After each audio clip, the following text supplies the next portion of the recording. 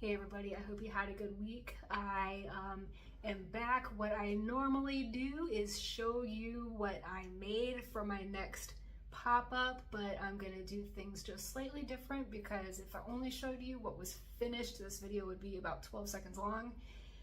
And I don't have any markets set up yet. I did sign up today for one on August 30th. Today is 3rd. So if I am accepted, I will have 27 days to get ready for that.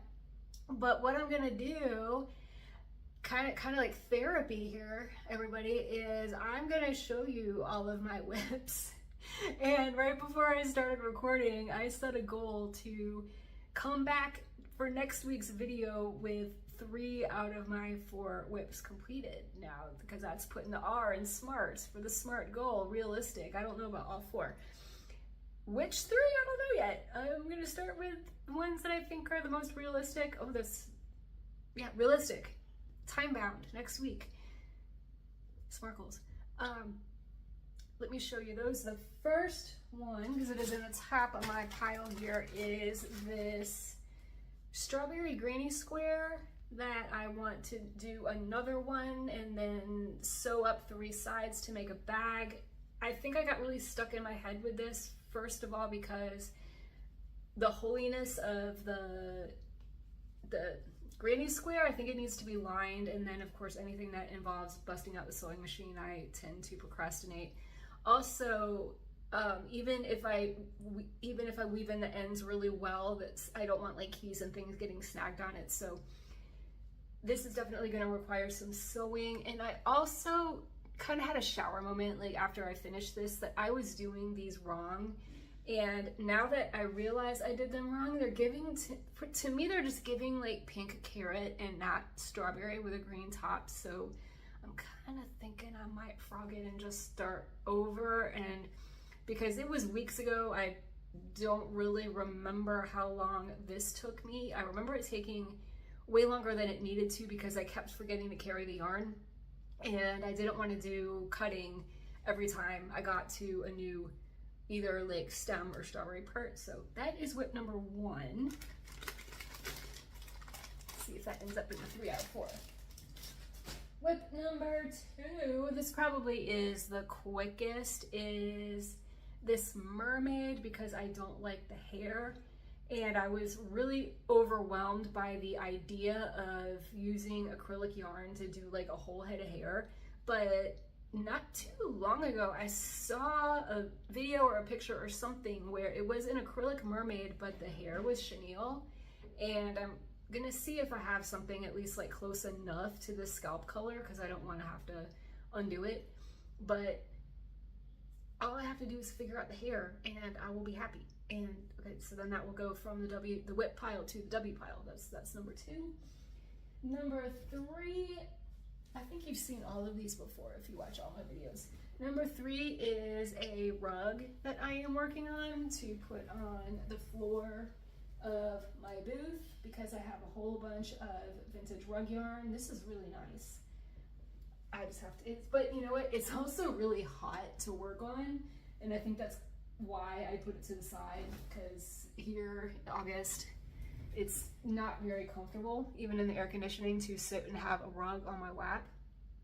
And the 4th WIP that I have is, I believe I showed you last week, is this tiger that I'm working on, and it is part of the Crochet Your Collection Challenge, because I bought the pattern months ago, and I don't know if I realized or not that that pattern is 29 pages long, and it is quite the involved process. And I don't remember last week if I had the body done. So here's the body. I think I did, because I remember talking about having to sew on the chest, because it was supposed to be crocheted on here, and I just didn't mark the stitch, and that, I don't know, it just seemed easier for me to just sew it on. So that has to happen. I think my perfectionism is just getting in the way. I've been doing parts that I know will turn out well.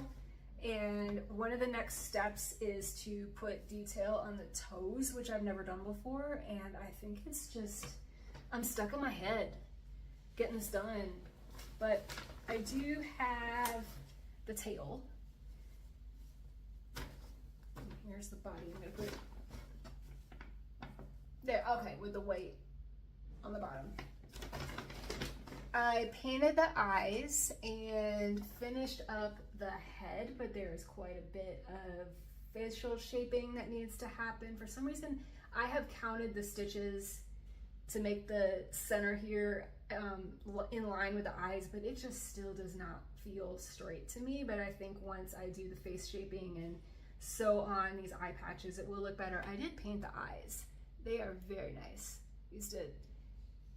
I used glitter nail polish and then some iridescent paint that I bought on Amazon, and it's a multi-day process because I really glue on that glitter nail polish and then I have to let that dry and then do one coat of paint the next day, and I think I did a second coat of paint, but it is worth it. And I think that kind of like slowed me down too on getting this done, plus my own just getting in my head over it, and just I've invested so much and I'm afraid that it's gonna look terrible, and that's just getting in my way.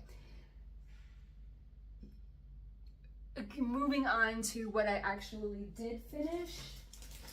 And if I have said in the past that I don't do market bags at home, that is tended to be true, but because I don't have any markets that I'm currently signed up for, and I had started a market bag and worked on it during my last 2 markets, I was like, well, I want to finish it, because I did want to finish it. So I did, and this is a free pattern on Ribblr. The author's name is Abby Made, and I will link that up in the description later. But I'm quite certain that this was intended for much smaller yarn and a much smaller hook, but I used Lily Sugar and Cream in a color called Countryside Ombre.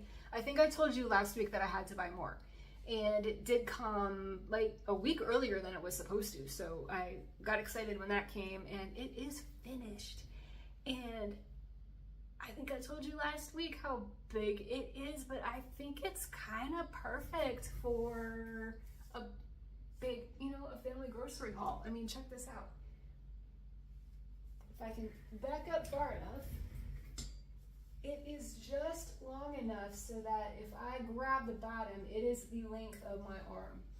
And then the original pattern had it for one thick strap that you would start, you would single crochet the top layer, the top row, and then back and forth, and then back and forth, and then sew it to the other end. But as wide as this bag came out, I just didn't think that it would drape correctly with one strap, and also it would just go down to my ankles and anybody else. And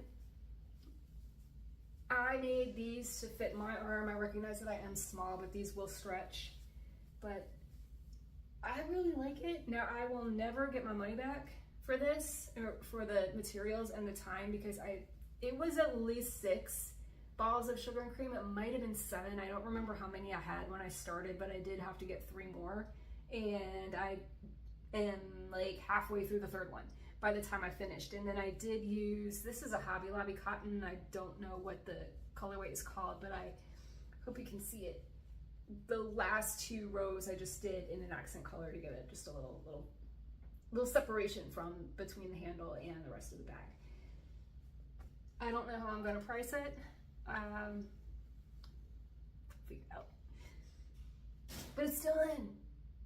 And knowing that I had to make this video was motivation for me to get it done. All right, so something else did happen it started last weekend, and I was sitting outside. It was my birthday, and I was just sitting outside. I think I was working on the feet for that tiger, and I wanted to take a little break, so I indulged in a very bad habit of mine, and I hopped on Facebook Marketplace. And I had seen the post before, and I had saved it. And it was a post for somebody selling an entire stash of yarn of over 400 skeins for $600. Well, I'm not gonna spend $600 sight unseen on some yarn, but she also put in the post Or maybe if you're interested in putting together some craft boxes. And I was like, you know what, I really need to just kind of put myself out there. I've been isolated all summer long working from home, and I was like, you know what the hell, it's my birthday. I answered her and I said, talk to me some more, or pretty much said like talk to me about putting together some yarn boxes. And we chatted back and forth, and we decided to meet at to get a coffee. Hey everybody, it's the next day, because as I was editing that video, I realized I was just rambling and knew I could do a better and much more concise job to tell you guys what happened during that meetup with my new friend who has